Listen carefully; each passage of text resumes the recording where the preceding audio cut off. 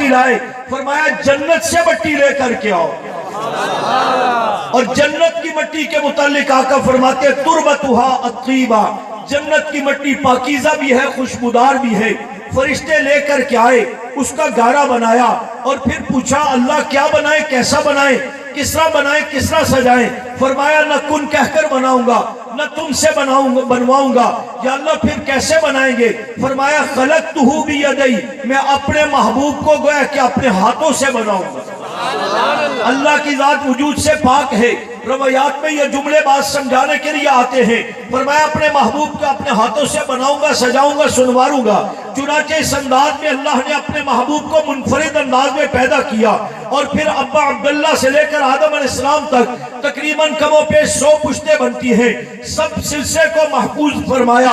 آقا فرماتے ہیں میرے جتنے بھی آبا ہیں، میری جتنی بھی امہات ہیں، کسی جگہ پر زنا بدکاری کا کوئی تصور نہیں ہے. کلنا نکاح، ہر جگہ پر نکاح ہے. اس نکاح در نکاح کے نتیجے میں حضرت رسول اللہ صلی اللہ علیہ وسلم کی ولادت و سعادت ہوتی ہے. پھر مزید امتیازی شان یہ ہے کہ بچہ جب پیدا ہوتا ہے اس کے وجود کے ساتھ خون ہے، بدبو ہے، نجاست ہے. لیکن آقا فرماتے ہیں انما ولدت مطہرا، جب میں اماں آمنہ کے بدن سے باہر آیا تو ظاہری طور پر بھی بے پاک تھا. کسی قسم کی کوئی نجاست، کوئی بدبو، اس طرح کا کوئی معاملہ نہیں تھا. اللہ نے اس لحاظ سے بھی پاک رکھا. مزید یہ انفرادی شان یہ بھی عطا فرمائی انما ولدت مختونا، کہ اللہ نے مختون شدہ پیدا کیا تاکہ کسی کی نگاہ بھی آقا کی شرمگاہ پر نہ پڑے. ان سارے اہتمامات کے ساتھ جب 22 اپریل 571 عیسوی 628 بکرمی، یکم جیٹھ عیسائیوں کے اسٹر کے 23 دن بعد، یہودیوں کے عید الفطر کے 25 دن بعد، واقع فیل کے 50 کا 55 دن بعد، 9 ربیع الاول کو پیر کے دن صبح کے وقت مکہ مکرمہ میں حضرت آمنہ کی گود میں 4:16 پر رسول اللہ صلی اللہ علیہ وسلم کی ولادت و سعادت ہوتی ہے. تو ساری دنیا امڑ آتی ہے آپ کا دیدار کرنے کے لیے. اپنوں نے دیکھا، بیگانوں نے دیکھا، بڑوں نے دیکھا، چھوٹوں نے دیکھا، مردوں نے دیکھا، عورتوں نے دیکھا، جنات نے دیکھا، فرشتوں نے دیکھا، انسانوں نے دیکھا، دوستوں نے دیکھا، دشمنوں نے دیکھا. جب بچہ پیدا ہوتا ہے تعریف تو کی جاتی ہے، ساتھ ہی ساتھ عیب جوئی بھی کی جاتی ہے. لیکن آقا کو دیکھنے والے تعریف تو سب کرتے ہیں، تنقید کوئی ایک بھی نہیں کر سکتا ہے.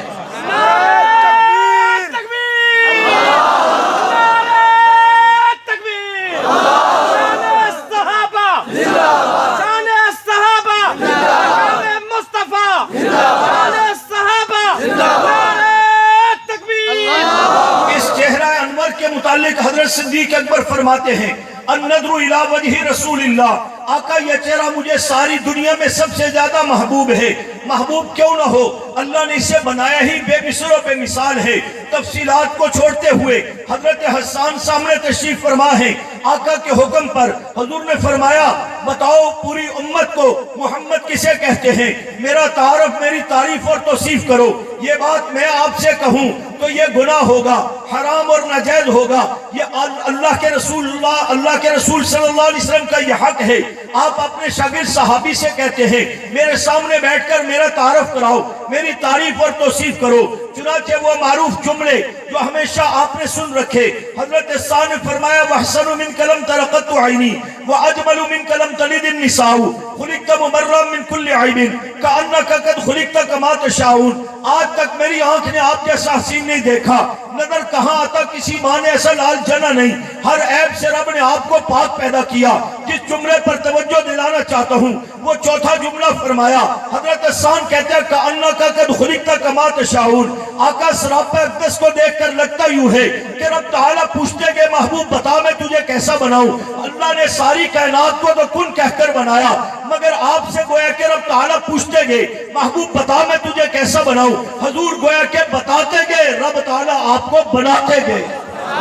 نعرہ تکبیر، شان مصطفیٰ، مقام مصطفیٰ، تاج تخت و ختم نبوت، شان صحابہ. اور گویا کہ اس انداز میں بنایا کہ قرآن یوں کہا ہوگا کہ یا اللہ مجھے ایسا بنا جب قرآن میری زلفوں کا تعارف کرائے تو کہے واللیل اذا سجا، جب میرے چہرے کا تعارف ہو قرآن کہے وجہک فی السما، جب میرے رخسار کا تعارف ہو قرآن کہے والضحیٰ، جب میری آنکھ کا تعارف ہو قرآن کہے ما ذاق البصر وما طغی، میرے سینہ کا تعارف ہو تو قرآن کہے لم نشرح لک صدرک، میرے سراپہ اقدس کا تعارف ہو تو قرآن کہے لقد خلقنا الانسان فی احسن تقویم۔ اب یہ انداز تو قرآن بتا رہا ہے کہ اللہ تو مجھے ایسا بنا کہ قرآن میرے سراپہ اقدس کا یوں اس انداز میں تعارف کروائے، لیکن اگر یہی تعارف آپ پیغمبر کی تربیت یافتہ جماعت صحابہ اکرام اہل بیت الزام سے سننا چاہیں گے، اے صحابہ اکرام میرے ماں باپ آپ پر قربان، میرے بیوی بچے آپ پر قربان، میں آپ کی عظمتوں پر قربان، آپ کی ناموس پر قربان، آپ کے مقام اور شان پر قربان، آپ نے اللہ کے رسول صلی اللہ علیہ وسلم کی سیرت کا ایک ایک حصہ امت تک پہنچایا۔ آقا نماز کیسے پڑھتے تھے، آقا جہاد کیسے کرتے تھے، آقا زکوٰۃ صدقہ کیسے دیتے تھے، آقا سیاست کیسی تھی، آپ کی تجارت کیسے تھی، آپ کی عبادت کیسے تھی، آپ کی ریاضت کیسے تھی، آپ کی امانت و دیانت کیسی تھی، آقا مسکراتے کیسے تھے، آقا کا لباس کیسے تھا، آقا کا نشیب و فراز کیسے تھا۔ جہاں پیغمبر کی سیرت کا ایک ایک حصہ صحابہ آپ نے امت تک پہنچایا ہے، وہاں میں آپ سے درخواست کرنا چاہتا ہوں یہ دارِ دین پناہ کے مسلمان اپنے ایمان کو جلا بخشنے کے لیے، تازگی کے لیے، محبت کے حصول کے لیے یہ بھی سمجھنا چاہتے ہیں کہ ہم صحابہ کی زبان سے یہ سنیں کہ آقا صلی اللہ علیہ وسلم کی جہاں سیرت امت کے سامنے رکھی وہاں صورت بھی امت کے سامنے نقشہ رکھ کر کے بتائیں کہ آقا کی صورت کیسی تھی۔ چنانچہ جب یہ بات آپ صحابہ سے پوچھیں گے، شمائل ترمذی، حدیث کی دیگر کتابیں، علماء کے سامنے بیٹھ جانا، علماء نشاندہی کریں گے، یہ صدیق اکبر بیان کرتے ہوئے نظر آ رہے ہیں، یہاں حضرت علی بیان کرتے ہوئے نظر آ رہے ہیں، حضرت جابر بیان کر رہے ہیں، کہیں پر حضرت ام معبد بیان کر رہی ہیں، یہ سارے بیان کر رہے ہیں۔ خلاصہ کیا نکلتا ہے؟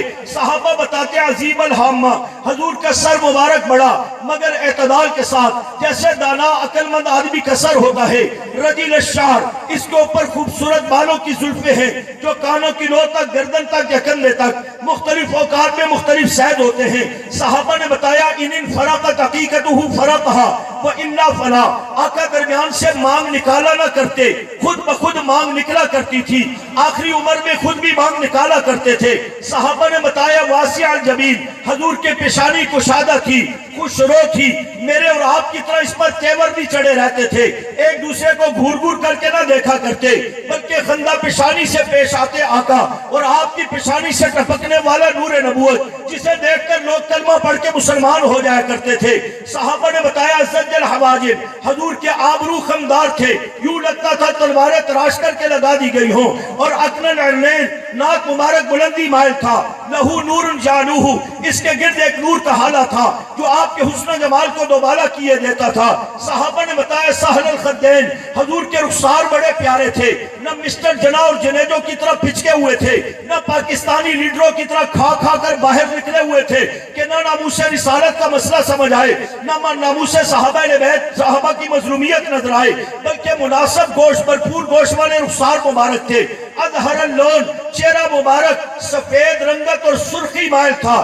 صحابہ نے بتایا زانی الفم، حضور کے ہونٹ کشادہ تھے مگر اعتدال کے ساتھ، مفلج الاسنان، دندان مبارک سفید موتیوں کی طرح چمکدار فاصلہ دار تھے، براق الصنایا، آقا جب گفتگو فرماتے منہ سے ایک نور نکلتا جو سارے ماحول کو منور کر دیتا۔ صحابہ نے بتایا کس اللحیہ، حضور کی داڑھی مبارک بڑی خوبصورت تھی، نہ پاؤں تک لٹکی ہوئی تھی، نہ شیوں مدودیوں کی طرح کٹی پھٹی تھی، خوبصورت داڑھی تھی جس سے سینہ مبارک ڈھکا ہوا ہوتا تھا۔ صحابہ نے بتایا فی عنقہ سطح، میرے آقا کی گردن مبارک یوں بلند مگر صاف شفاف، جیسے مورتی کی گردن کو تراش کر کے بنایا گیا ہو۔ سوال بطنی و صدر، سینوں اور پیٹ برابر تھا، انور المتجرد، جسم کے اکثر حصے پر بال نہیں تھے، دقیق المسروبہ، سینے سے ناف تک باریک بالوں کی لکیر تھی، طویل السندین، کلائیاں خوبصورت چمکدار تھی، رحم الراحہ، ہاتھ کی ہتھیلیاں ریشم کی طرح نرم، برف کی طرح ٹھنڈی، مشک اور عنبر کی طرح مہکتی ہوئی خوشبودار.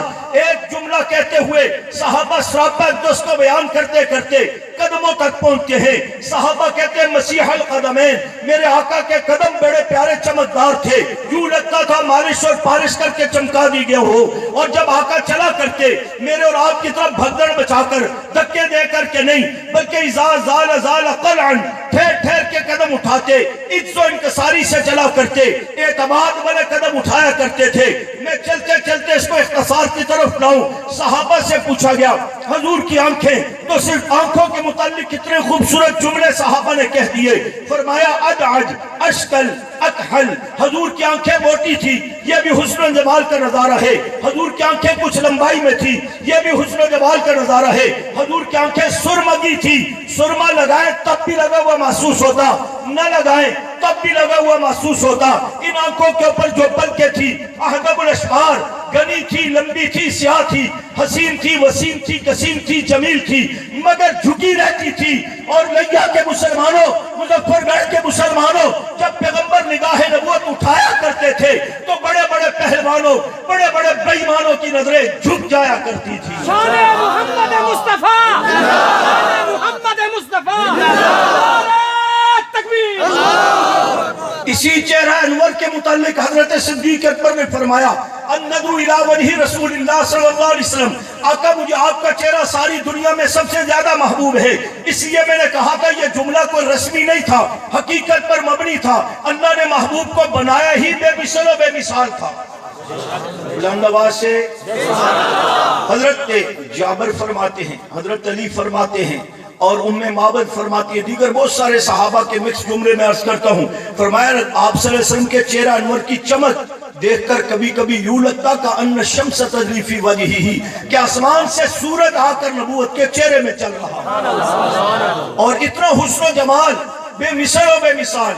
یہ تو وہ صحابہ تھے جنہوں نے آقا کو براہ راست دیکھا اور اس کا نقشہ اور تصور میں لا کر کے امت تک پہنچا دیا. 1442 سال کے بعد نبوت کا یہ نقشہ آپ کے سامنے. اور جنہوں نے قرآن و حدیث میں 1400 سال کے بعد آپ صلی اللہ علیہ وسلم کے چہرہ اقدس کا، آپ کے حسن و جمال و سیرت و کمال کا دیدار کیا، وہ بھی بے ساختہ کیا اٹھے. سر سے لے کر پاؤں تک تنویر ہی تنویر ہے، منہ سے بولتا جیسے وہ قرآن کی تقریر ہے. حسن مصطفیٰ کو دیکھ کر سوتی ہے دنیا، وہ مصور کیسا ہوگا جس کی یہ تصویر ہے. اور جنہوں نے 1400 سال کے بعد میرے آقا کو دیکھا قرآن و سنت کی روشنی میں، وہ بھی بے تابانہ، بے قرارانہ انداز میں، محبت بھرے انداز میں آقا کے چہرے کا نقشہ کھینچتے ہوئے یوں کہتے ہیں یہ امامہ کی سجاوٹ، یہ جبین روشن، یہ قبائے عربی اور نیچا ہے دامن. مردے بھی دیکھے تو کرے چاک گریبانوں کفن، اٹھ بیٹھے قبر سے بیتاب زبان پہ یہ سخن کہ مرحبا مرحبا سید مکی مدنی العربی، دل و جامات فدایت عجب خوش نہ کبھی، منم بے دل بجمال تو عجب حیرانم، اللہ اللہ کیا جمال اس بدیب العجبی. اور اپنے تو اپنوں کی تعریف کیا ہی کرتے ہیں، اپنے تو اپنوں کی تعریف کیا ہی کرتے ہیں. کوئی آپ کو کہہ سکتا ہے، کوئی غیر کہہ سکتا ہے یار آپ اپنے نبی کی شان اتنی بیان کرتے ہو، تو اپنے تو اپنوں کی تعریف کرتے ہیں. یہ کون سا کمال ہے؟ کمال یہ بھی بہت بڑا ہے، کمال یہ بھی بہت بڑا ہے. اس لیے کہ یہاں مصنوعی تعریف نہیں ہے، بلکہ عنوان ہوتا تو میں اس پہ آپ کو بتاتا. محمد سب کہہ دیں صلی اللہ علیہ وسلم. اس کے معانی جو علماء نے لکھے ہیں ان معانی میں بڑی وسعت ہے. اس میں سے مجموعی طور پر معنی تو یہ ہے کہ محمد، حمد سے حمد کا معنی تعریف کرنا، اور ساری دنیا تعریف کرے وہ تعریف ختم نہ ہو تو محمد بنتا ہے. پھر اس کے اور علماء نے معنی لکھے ہیں. قضاء الحق، محمد کا معنی جس کا حق ادا کر دیا گیا ہو. محمد کا معنی کہ جس کی بار بار تعریف کی جائے. محمد کا معنی کہ جس کا ہر جز قابل تعریف ہو. یہ سارے معانی ہیں. ان میں سے یہ بھی ایک معنی ہے کہ محمد صلی اللہ علیہ وسلم اسے کہتے ہیں کہ جس کی بے ساختہ پرداختہ تعریف کی جائے، جس کی بے ساختہ پرداختہ تعریف کی جائے. ایک تو آپ کسی کی تعریف کے لیے الفاظ بناتے ہیں نا، اب فلاں صاحب تشریف لا رہے آپ کے سامنے، اور ہمارے ہاں بھی ماشاءاللہ القاب کی اتنی گچھاڑ ہے کہ وہ توازن ہی نہیں دیکھتے کہ کس کو کون سا لقب دینا ہے، کس کو کوئی نہیں دینا. بس وہ خلوص کے اندر بہت آگے بڑھا دیتے. ایک بار کوئی اعلان کر رہا تو اس نے کہا یہ دنیا کی عظیم ترین ہستی آپ کے سامنے خطاب کرنے لگی. دنیا کے عظیم ترین ہستی تو آپ صلی اللہ علیہ وسلم کی ذات گرامی ہے. اور بڑے عجیب عجیب جملے ہمارے ہاں بھی ہوتے ہیں، لیکن سیاسی سٹیجوں پر دیکھا جائے تو اللہ معاف فرمائے وہاں جو شعبدہ بازی ہوتی ہے اس کی تو مثال ہی دنیا میں نہیں ملتی. لیکن آپ صلی اللہ علیہ وسلم کے لیے ایسا نہیں کہ باقاعدہ بنایا جائے کہ بتایا جائے بھی حضور کی تعریف کرے تو کیسے کرے کون سا جملہ لائیں، کدھر سے لائیں، کس طرح لائیں. نہیں، آپ کی شان اور مقام محمد کا معنی علماء نے لکھا بہت سارے معانی میں سے کہ جس کی بے ساختہ پرداختہ تعریف کی جائے صلی اللہ علیہ وسلم. اس پر پھر دلائل بھی موجود ہیں، صرف اتنا جملہ ذہن میں رکھیں کہ حضرت علی رضی اللہ تعالیٰ عنہ فرماتے ہیں آپ صلی اللہ علیہ وسلم کو جو اچانک دیکھتا تو ہیبت زدہ ہو جاتا، کوئی اچانک دیکھتا تو ہیبت زدہ ہو جاتا، اور جب پیار سے دیکھتا تو مرغوب ہو جاتا، اور اللہ کا محبوب اس کو محبوب ہو جاتا. اللہ کا محبوب اس کو محبوب ہو جاتا. اسی انداز میں عبداللہ بن سلام رضی اللہ تعالیٰ تشریف لائے. پتہ لگا مدینہ طیبہ میں آقا تشریف لے آئے ہیں. اپنی کتابوں کے حوالے سے سن رکھا تھا نبی آخر زمان کا، لیکن فرماتے پھر بھی میرے دل میں پروگرام تھا، بحث کروں گا، دلائل مانگوں گا، براہین طلب کیے جائیں گے، نشانیاں نبوت کے مانگیں گے، اعتراض کریں گے، اور اس کے اوپر بحث مباحثہ ہوگا. پھر دیکھیں گے کہ واقعتاً نبی ہے تو پھر آگے سوچیں گے کہ ایمان لانا یا نہیں لانا. فرمایا بڑا پلان تھا ذہن میں، لیکن جب محمد الرسول اللہ صلی اللہ علیہ وسلم کے نبوت والے وضوحا والے چہرے پر نظر پڑی تو عبداللہ بن سلام کی زبان سے بے ساختہ نکلتا ہے اشہدو ان لا الہ الا اللہ و اشہدو ان محمد الرسول اللہ صلی اللہ علیہ وسلم. ایک عورت جا رہی تھی، غیر مسلم تھی، ہاتھ میں چھوٹا سا بچہ تھا. بچہ آپ کو پتہ ہے جب بالکل چھوٹا ہو تو بھی بولتا نہیں، لیکن وہ بولا.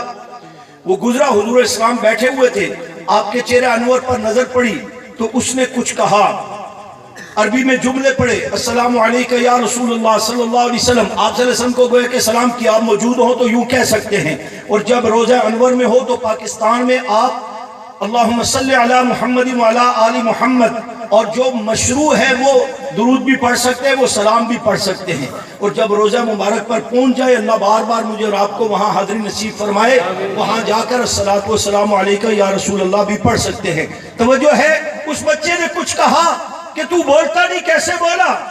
تو بچہ کہتا ہے بولا نہیں، اس نے بلوایا. وہ حضور کے چہرے کو دیکھ چکا تھا، کہا بولا نہیں، اس نے بلوایا. وہ کافرہ والدہ تھی، اس کی والدہ محترمہ کافرہ تھی. اس نے کہا کس نے بلوایا؟ یوں جب پیچھے دیکھا نبوت کے چہرے پر نظر پڑی تو وہ بھی کہتی ہے اشہدو ان لا الہ الا اللہ و اشہدو ان محمد الرسول اللہ صلی اللہ علیہ وسلم. تو محمد صلی اللہ علیہ وسلم اسے کہا جاتا ہے جس کی بے ساختہ پرداختہ تعریف کی جائے، بناوٹ کی ضرورت بھی نہ پڑے. فرمایا اپنے تو اپنوں کی تعریف کیا ہی کرتے ہیں. میں نے کہا کیا کہنا چاہتا ہے؟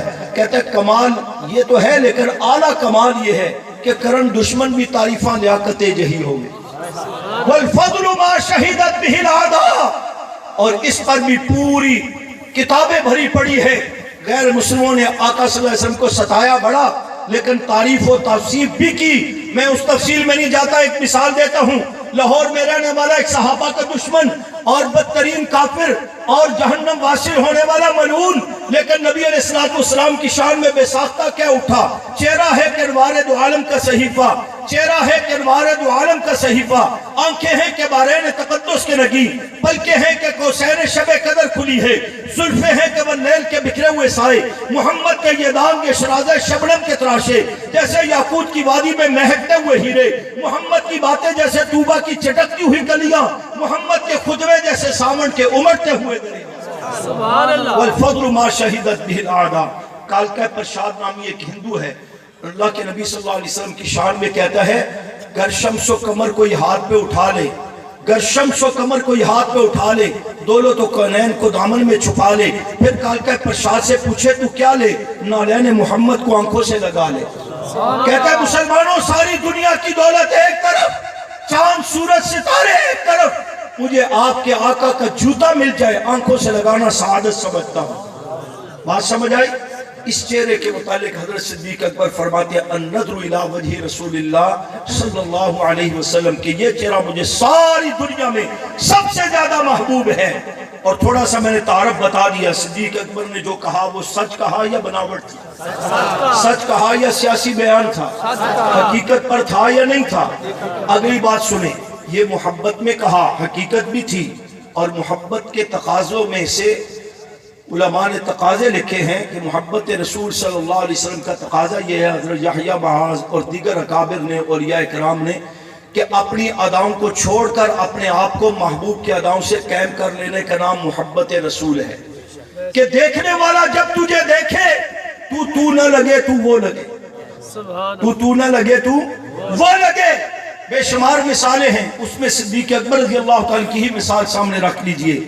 13 سال نبوت کی صحبت میں مکہ میں رہے، توجہ کرنا، اور جب ہجرت کر کے مدینہ طیبہ میں آئے، واقعہ آپ نے سن رکھا، کچھ لوگ حضور علیہ السلام کو نبی آخر زمان سمجھ کے ہاتھ ملا رہے تھے، پیشانی پر ہاتھوں پر بوسے دے رہے تھے، اور کوئی صدیق اکبر کو آخری نبی سمجھ کر کے ہاتھ ملا رہے تھے، بوسے دے رہے تھے۔ ایمانداری سے بتاؤ کیا دونوں کی شکلیں ملتی تھی؟ نہیں، آپس میں شکلیں، حضور اسلام بے مثل و بے مثال، صدیق اکبر کو بھی اللہ نے بڑا حسن دیا تھا، لیکن شکلیں نہیں ملتی تھی۔ کوئی حضور کو نبی سمجھ کر، کوئی صدیق کو نبی سمجھ کر مل رہے ہیں، اور جب دھوپ تیز ہوتی ہے حضرت صدیق اکبر چادر لے کر سایہ کرتے ہیں، تب لوگوں کو پتہ لگا کہ جسے ہم نبی سمجھ رہے تھے وہ تو غلام ہے، آقا تو یہ تشریف فرما ہے۔ یہ اشتباہ کیوں ہوا؟ شکلیں نہیں ملتی تھی، کردار ملتا تھا۔ صدیق اکبر کا کردار نبوت کے کردار سے، جو 13 سال ایمان لانے کے بعد آپ کی صحبت میں رہے، تو نبوت کے رنگ میں اتنے رنگے گئے کہ دیکھنے والوں کو پتہ ہی نہ لگا ان میں نبی کون ہے، امتی کون ہے۔ اس لیے میرے بھائیوں، سیرت کے پروگرام کے مقاصد میں سے بنیادی مقصد سیرت کو اپنانا۔ ہم حضور کی سیرت بیان کریں، لیکن اس جذبے کے ساتھ بیان بھی کریں، سنیں بھی کہ آپ صلی اللہ علیہ وسلم کو، سیرت کو ہم اپنائیں گے بھی۔ بات سمجھ آ رہی ہے؟ اس تفصیلات کو بھی چھوڑ کر یہ صرف اشارہ دے دیا۔ اگلا تقاضا محبت رسول کا یہ ہے کہ جب آپ صلی اللہ علیہ وسلم سے محبت ہو جائے نا، صدیق اکبر کو ہو، صحابہ کو ہو، اہل بیت کو ہو یا پوری امت کو ہو، سب کے لیے اصول اور ضابطہ بتا دیا۔ لا یؤمن احدکم حتی اکون احب الیہ من والدہ وولدہ والناس اجمعین۔ اپنے ماں باپ، اولاد، بیوی، بچوں، مال، اسباب، سب سے زیادہ فرمایا جو مجھ محمد صلی اللہ علیہ وسلم سے محبت کرے گا وہی کامل مومن اور کامل مسلمان ہو۔ بات سمجھ آئی؟ اس محبت کے تقاضوں میں جہاں آپ کی اتباع اور تابعداری موجود ہے، آپ کی سیرت کو اپنانے کا حکم موجود ہے، تقاضا موجود ہے، وہاں آپ صلی اللہ علیہ وسلم کے ادب و احترام کو ملحوظ نظر رکھنا بھی ضروری ہے۔ اسی محبت کے تقاضوں میں یہ تقاضا بھی ہے کہ پھر جب رسول اللہ کی ناموس پر، آپ کی عزت پر آنچ آ جائے تو پھر اپنا سب کچھ قربان کر دے، اور محبوب کی ناموس کا تحفظ کر کے دکھانا بھی محبت رسول کا تقاضا ہے۔ اس چیز کو بھی سیکھنا ہے تو صحابہ اہل بیت سے سیکھیے، بالخصوص حضرت صدیق اکبر رضی اللہ تعالیٰ عنہ سے سیکھیے۔ توجہ ہے؟ اس واقعہ کو تو آپ نے سن رکھا غار ثور کا، ان جملوں کی طرف متوجہ کرنا چاہتا ہوں۔ آپ صلی اللہ علیہ وسلم سے محبت صدیق اکبر رضی اللہ تعالیٰ کی جو ہے وہ اس حد تک ہے، مال و جان، گھر بار، سب کچھ آپ کی حکم پر، آپ کی محبت میں لٹا رہے ہیں، لٹانے کے لیے ہمہ وقت تیار ہیں، آئندہ کے لیے کوئی بات آتی ہے اس کے لیے تیار ہے۔ میدان جنگ میں پتھروں کی بارش ہوتی ہے، تیر و تلوار کی بارش ہوتی ہے، اگر کچھ صحابہ کے قدم اکھڑ جاتے ہیں تو صدیق سائے کی طرح نبوت کے ارد گرد ہے، اپنے وجود پر تکلیف برداشت کرتے ہیں، آقا کو تکلیف نہیں پہنچنے دیتے۔ وہ سفر ہجرت میں غار ثور سے نکل کر آگے چلتے ہیں، 100 اونٹوں کے انعام کا اعلان ہے، جو بھی زندہ یہ شہید شدہ انہیں گرفتار کر کے لائے 100 اونٹ انعام میں ملیں گے۔ صدیق اکبر کبھی حضور کے ادھر چلتے ہیں، کبھی ادھر چلتے ہیں، کبھی آگے چلتے ہیں، کبھی پیچھے چلتے ہیں۔ بالآخر آقا نے کہہ لیا صدیق یار میں ادھر مخاطب ہوتا ہوں، آپ ادھر چلے جاتے ہو، میں ادھر مخاطب ہوتا ہوں، پیچھے چلے جاتے ہو، یہ کیا انداز ہے؟ فرمایا آقا بے ادبی معاف، مقصود آپ کو تکلیف دینا نہیں، میں اس لیے ایسا کر رہا ہوں، میں ادھر چلتا ہوں خیال آتا ہے دشمن ادھر سے حملہ نہ کر دے، ادھر چلتا ہوں خیال آتا ہے دشمن پیچھے سے حملہ نہ کر دے، پیچھے چلتا ہوں خیال آتا ہے دشمن سامنے سے حملہ نہ کر دے، اس لیے میں کبھی ادھر کبھی ادھر، آپ کی حفاظت مقصود ہے، میری جان کا دیا چلی جائے، محبوب آپ کی ناموس پر آنچ نہ ہے۔ شان سیدنا صدیق اکبر، شان سیدنا صدیق اکبر۔ آج کل کے بھی ہوتے ہیں نا گن میں، اللہ نے جزائے خیر دے، خیال رکھتے ہیں قیادت کا جن کے ساتھ ہوتے ہیں، لیکن بسا اوقات فطرتی عمل بھی ہوتا ہے نا، آدمی کی کوشش ہوتی ہے میں اپنی قیادت کا بھی خیال کروں اور اپنے کو بھی بچاؤں، پھر جان دینے والے جان بھی دیتے تھے۔ پشاور میں ایک بار ایک ہمارے ساتھ جیل کا ساتھی تھا، عام دنیا دار، رہائی کے بعد اتفاقاً مولانا ضیاء الرحمن فاروقی شہید رحمۃ اللہ علیہ کو ایئرپورٹ سے لینے جا رہے تھے، تو رستے میں ہمیں ایک ٹیکسی کے گاڑی کی اضافی ضرورت پڑی۔ اس کے لیے ٹیکسی سٹینڈ پر گئے تو اتفاقاً اس سے آمنا سامنا ہو گیا۔ میں نے کہا یار کیا کرتے ہو؟ کہتا گاڑی چلاتا ہوں۔ میں نے کہا چلو ہماری کیا عادت آ رہی، ساتھ چلتے۔ ایئرپورٹ پہ چلے گئے، حضرت آئے، گاڑی میں بٹھایا، بازار میں رش تھا، اس کو بار بار میں کہتا پٹھان بھائی کو بھئی گاڑی ساتھ ملا کر کے رکھ، بیچ میں کوئی گاڑی نہ آئے۔ وہ پھر میں دیکھوں تو وہ بیچ میں 3-4 گاڑیاں آ جائے، وہ پیچھے ہو جائے، میں سمجھو رش کی وجہ سے ہے۔ بالآخر میں نے جب اس کو زور دے کر کہا، میں نے کہا اللہ کے بندے، میں نے تجھے کہا مہمان ہے، ہمارے قائد ہے، اور ان کے ساتھ گاڑی رکھو، ان کی حفاظت بھی ہماری ذمہ داری ہے، تو وہ پھر پیچھے کر رہا تھا۔ میں نے جب غصہ کیا تو کہنے لگا مولانا صاحب تمہیں پتہ نہیں ہے، ہم اس کو اس لیے پیچھے پیچھے رکھتے ہیں کہ کوئی مارے تو اس کو مارے، ہمیں نہ مارے، اور ہم دیکھیں اسے کہ کس نے مارا ہے۔ ایک محبت کا انداز یہ بھی ہوتا ہے نا کہ اس نے کہا، ماں نے کہ بیٹی بیمار تھی تو اس کے لیے کہا یا اللہ میری ساری زندگی اس کو لگ جائے، میں مر جاؤں یہ بچ جائے، میں مر جاؤں یہ بچ جائے۔ اتنے میں سن رکھا تھا کہ بکری کی شکل میں موت ہوتی ہے، تو گھر میں کمرے میں بکری داخل ہوئی تو وہ عورت اس کو دیکھ کر کہتی میں نہیں ہوں یہ ہے۔ اس نے سمجھا موت آ گئی تو میں نے مانگی تھی، اب میں نہیں ہوں یہ ہے۔ تو یہ ملا چوری والی محبت ہوتی ہے۔ صدیق اکبر صحابہ نے بیعت کی محبت، ہماری جان جائے محبوب کی جان پر، محبوب کی ناموس اور وجود پر آنچ نہ آئے۔ اسی میں یہ معنی بھی ذہن میں رکھ لے، ضمناً بتاتا چلوں، ایک ہوتا ہے عشق، ایک ہوتی ہے محبت۔ یہ ہم بھی اپنے ہمارے ساتھی ہمارے ساتھ بھی جو کرتے ہیں نا، جی مجھے بڑی آپ سے محبت ہے اس لیے میں آپ کی یوں خدمت کرنا چاہتا ہوں، یہ محبت نہیں، بسا اوقات یہ عشق ہوتا ہے۔ اکثر عشق ہوتا ہے، محبت بہت کم ہوتی ہے۔ عشق یک طرفہ ہوتا ہے، آپ کسی پر عاشق ہیں تو آپ تو اس سے عشق کا اظہار کر رہے ہیں لیکن معشوق کو پرواہ نہیں۔ اس لیے کہتے ہیں نا عاشق نامراد ہوتا ہے، وہ جلتا سڑتا بھونتا رہتا ہے اور معشوق کو پرواہ نہیں ہوتی، وہ اپنے مزے کرتا پھرتا ہے یا کرتی پھرتی ہے۔ ایسا ہوتا ہے نا، آپ سوئے ہوئے، اس لیے میں نے یہ لطیفے سنانے ہیں نا جو میں نے تقریر اسلام آباد میں کرنی تھی، وہ آپ سے میں کیسے کروں۔ تو بہرحال تو یہ عشق کا مفہوم ہوتا ہے۔ ایک عشق ہوتا ہے یک طرفہ، ایک بیل کا نام بھی ہے عشق پیچان، وہ جس درخت سے لپٹ جاتی ہے نا اس کو سکھا دیتی ہے، وہ سوکھ جاتا ہے۔ اور عاشق اس کی سوچ یہ ہوتی ہے بس میرے من کی پوری ہو، معشوق کی عزت برباد ہوتی ہے، نام برباد ہوتا ہے، وہ بدنام ہوتا ہے، جو ہوتا ہے ہوتا رہے، میرے من کی پوری ہو، اس کو کہتے ہیں عاشق۔ اور محبت اسے کہا جاتا ہے جو دو طرفہ ہوتی ہے۔ محبت دو طرفہ ہوتی ہے۔ ہم اللہ سے محبت کرتے ہیں، اللہ اپنے بندوں سے محبت کرتا ہے۔ ہم رسول اللہ سے محبت کرتے ہیں، رسول اللہ اپنے امتیوں سے محبت کرتے ہیں۔ ہم صدیق سے محبت کرتے ہیں، صدیق اپنے محبوب کے امتیوں سے محبت کرتے ہیں۔ ہم حضرت عمر سے محبت کرتے ہیں، حضرت عمر آپ سے محبت کرتے ہیں۔ ہم عثمان و علی سے محبت کرتے ہیں، وہ آپ سے محبت کرتے ہیں۔ ہم حسن و حسین سے محبت کرتے ہیں، وہ آپ سے محبت کرتے ہیں۔ کل قیامت کے دن انشاءاللہ سامنے آ جائے گی بات۔ ہم معاویہ سے محبت کرتے ہیں، وہ آپ سے محبت کرتے ہیں۔ ہم اہل بیت سے محبت کرتے ہیں، وہ آپ سے محبت کرتے ہیں۔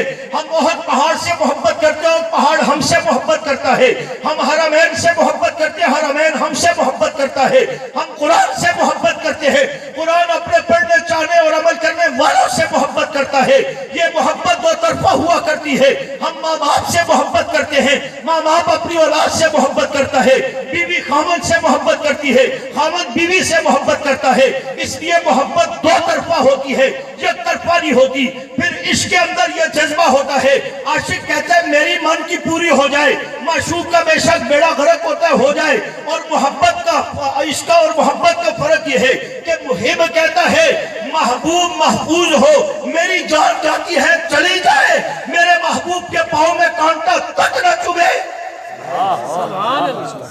صحابہ کو حضور سے یہ محبت تھی نا، ایک صحابی کو سولی کے پھندے پر لے گئے، تختہ دار پر لے گئے، بہت ساری پہلے بھی لالچیں دے رکھی تھی، آخری لالچ یہ دی چاہتے ہو تمہیں چھوڑ دیا جائے، اپنے بیوی بچوں کے ساتھ آرام کی زندگی گزارو، عیش و عشرت میں گزارو، اور تمہارے بدلے معاذ اللہ ثم معاذ اللہ ثم معاذ اللہ آپ کے نبی محمد صلی اللہ علیہ وسلم کو یہاں پر لایا جائے۔ دیکھیں وقت وقت کی بات ہوتی ہے، یہ ہے صحابہ، ان کو تو بھونکنے والے بڑی آسانی سے بھونک لیتے ہیں نا، لیکن کبھی وہ بصیرت اللہ ان کو عطا کر دے تو وہ سوچے غور کرے کہ یہ کس مقام کے لوگ ہیں۔ اس صحابی نے جواب دیا خبردار میں یہ بھی نہیں برداشت کرتا کہ میری جان بچے اور اس کے بدلے میں گھر کے سین میں میرے آقا کے قدموں میں کانٹا تک بھی چلے یہ جائے گے کہ یہاں پر لایا جائے اور اس کے بدلے میں بچ جاؤں۔ یہ ہے محبت صحابہ رسول اللہ صلی اللہ علیہ وسلم سے۔ صدیق اکبر تیری محبتوں اور وفاؤں پر قربان جاؤں۔ توجہ کرے، وہ غار ثور میں جا رہے ہیں، اس واقعے کو دہرایا کرے، پڑھا کرے، علماء نے ہمیشہ بیان کیا، لیکن جتنی بار سنیں گے، غور سے پڑھیں گے، محبت رسول کے تقاضے سمجھ آئیں گے۔ صدیق اکبر کے اس عمل و کردار سے کندھے پر بٹھا کر کے لے گئے اس غار ثور میں جہاں تنہا چڑھنا مشکل ہے، 3 میل کی چڑھائی تنہا چڑھنا مشکل ہے۔ آقا کو کندھوں پر اٹھایا، اس میں بھی بہت سارے نکات ہیں۔ وہاں جب پہنچے فرمایا آقا ٹھہریے، میں ذرا اندر غار کا جائزہ لے لوں۔ جائزہ لیا تو بہت سارے سوراخ، بہت سارے معاملات تھے، خدشہ ہوا کوئی سانپ بچھو کو موذی چیز نہ نکل آئے، میرے محبوب کو نقصان نہ دے دے، اس لیے صفائی کی۔ صفائی کرنے کے بعد بہت سارے سوراخ تھے۔ حضرت صدیق اکبر رضی اللہ عنہ نے دیکھا میرے پاس چیز تو کوئی نہیں ہے، کندھے سے چادر اتاری، اس کے ٹکڑے کر کر کے تمام غار ثور کے سوراخوں کو بند کیا۔ چادر کے جملہ کو ہو، چادر کے ٹکڑے کر کر کے حضرت صدیق اکبر نے غار ثور کے تمام سوراخوں کو بند کیا۔ ایک سوراخ جو بچ گیا تو حضرت صدیق اکبر نے یہ نہیں کہا چلو جی میرے بس میں جتنا تھا میں نے کر لیا، آقا تشریف لے آئے، نہ ایک سوراخ بچ گیا، چادر ختم ہو گئی تو سارے سوراخوں کو چادر کے ٹکڑوں سے بند کیا۔ ایک سوراخ جو بچ گیا، جلال الدین پناہ کے مسلمانوں جملے پر غور کرنا، دل سے کہتا ہوں، محبت سے کہتا ہوں، دلیل سے کہتا ہوں، گہرائی سے کہتا ہوں، صدیق اکبر نے جان نہیں چھڑائی بلکہ دل کا ٹکڑا رکھ کے اس سوراخ کو بند کیا۔ آپ کہیں گے مولانا صاحب آج تک تو کتابوں میں پڑھا، علماء سے سنا کہ چادر کے ٹکڑوں سے باقی سوراخ بند کیے، ایک سوراخ جو بچ گیا وہاں صدیق اکبر نے پاؤں رکھا تھا۔ آپ کہتے ہیں دل کا ٹکڑا رکھا تھا، ہاں رکھا تو پاؤں تھا، مگر یہ پاؤں رکھنا دل گردے کا کام تھا۔ نہیں سمجھا، سنی سمجھتا تو تڑپ جاتا۔ یہاں پر حضرت جنگی آپ کو دائرہ دین پناہ میں تڑپا کے گئے ہیں، اگر بات بھول گئی ہے تو کیسٹ لے کر سنو تاکہ بیٹری چارج ہو۔ یہ دن رات موبائلوں کی بیٹری چارج کر کر کر کر کر کے ہم اللہ سے بھی دور ہو گئے، نمازوں سے، تلاوت سے، ذکر اذکار سے، یہاں تک کہ ناموس صحابہ کے کام سے بھی دور ہو گئے۔ یہ دجالی فطرہ ہے 90%، اس سے بچا کرے، تصویر کشیوں سے بچا کرے، پوسٹیں چلانے سے بچا کرے، عملی جو کام پہلے کیا کرتے تھے اسی انداز میں اس سے بڑھ کر اب کام کی ضرورت ہے۔ توجہ ہے، فرمایا رکھا تو پاؤں تھا مگر اس پاؤں رکھنا بھی دل گردے کا کام تھا۔ کیوں؟ جب پتا تھا، اندازہ تھا کہ باقی سوراخوں سے سانپ بچھو نکل کر کوئی نقصان پہنچا سکتا ہے تو وہ سانپ بچھو اس سوراخ سے بھی تو نکل سکتا ہے نا۔ جب یہ بات ذہن میں تھی تو بجائے اس کے کوئی پتھر رکھتے، کوئی لکڑی رکھتے، چادر ختم ہو گئی، صدیق اکبر نے پاؤں رکھا۔ یہ پاؤں رکھنا دل گردے کا کام تھا کہ آئے ڈنگ مارنے والا مجھے ڈنگ مارے، میری جان چلی جائے، میرے محبوب پر آنچ نہ آئے۔ اسی پر جملہ سمجھاتا ہوں، مولانا حق نواز رحمت اللہ علیہ میدان عمل میں اترے، میرے اکابر نے بھی ناموس صحابہ کے تحفظ کے لیے شیعت کے کفر کے خلاف بڑا کردار ادا کیا، بڑی محنت کی، میں ان کی خدمات کو بھی خراج تحسین پیش کرتا ہوں۔ مولانا عبدالستار تونسوی رحمت اللہ علیہ، مولانا قاضی مدر حسین رحمت اللہ علیہ، مولانا دوست محمد قریشی رحمت اللہ علیہ، مولانا نور الحسن شاہ بخاری رحمت اللہ علیہ اور دیگر بہت سارے اکابر، مولانا سمیع الحق شہید رحمت اللہ علیہ۔ لیکن جو انداز مولانا حق نواز نے اپنایا اور دشمن کو ناکو چنے چبوائے، قیامت تک دشمن یاد رکھے گا کہ ہمیں بھی کسی سے پلہ پڑا تھا۔ وہ جب حق نواز میدان عمل میں آئے، جان ہتھیلی پر رکھ کر دشمن کو للکارا، وہ جو کتابوں میں لکھا تھا منبر و محراب چوراہوں میں لا کر کے دشمن کو انہی جملہ میں مخاطب کیا، تم نے اگر ماں کا دودھ پیا، کسی کتیا کا دودھ نہیں پیا تو میرا چیلنج قبول کرو، میں تمہارا کفر ثابت نہ کروں تو میری سزا وہ ہے جو حکومت پاکستان پر معاف ہے، وہ مجھے گولی مار دے۔ یہ کہنا آسان تھا مگر کر گزرنا رب کی توفیق سے دل گردے کا کام تھا۔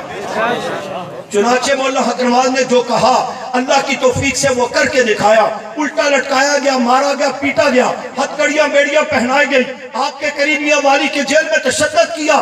جب مولانا شعیب ندیم رحمت اللہ علیہ ملنے گئے، پوچھا مولانا سنے بہت مارا ہے، مولانا حق نواز نے پیٹ سے کپڑا اتارا، पीठ स्याह हो रही थी।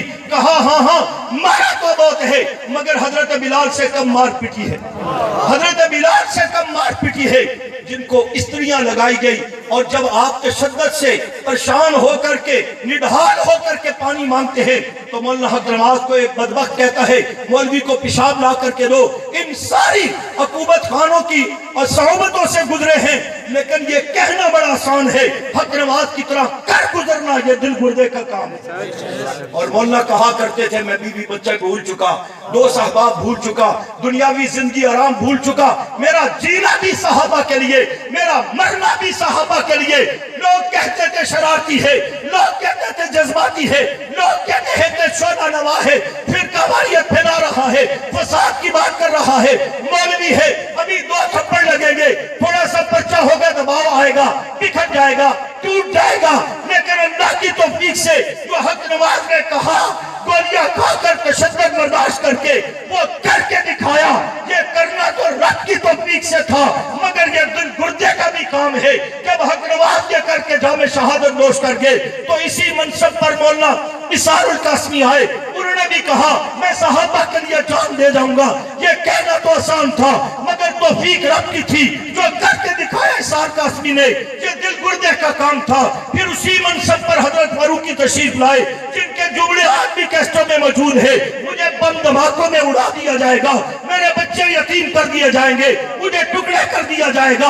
ये कहना आसान था, तौफीक तो रब की थी, अल्लाह की तौफीक से फारूकी शहीद ने ये करके दिखाया।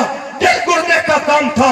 आदम तारक उसी मनसब पर आए, 45 गोलियां खाकर जामे शहादत नोश किया।